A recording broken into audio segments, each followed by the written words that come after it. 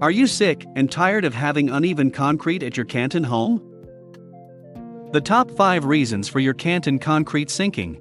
1. Improper grating. If the ground slopes toward a slab, water runoff can easily penetrate into the soil underneath.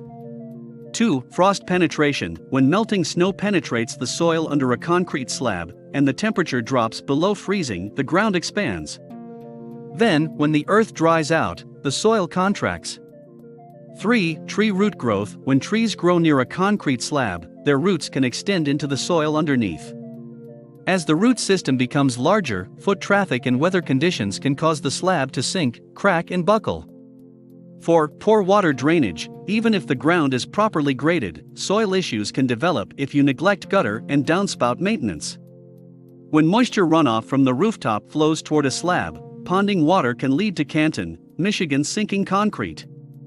5. Poorly compacted soil. During construction, soil may be spread or moved to level the grade. The loose soil must be properly compacted to remove air cavities from within it. Don't worry, Total Leveling can help with any of your Canton concrete repair needs. Contact us today for a free, no-obligation quote. Visit concreteliftingmi.com.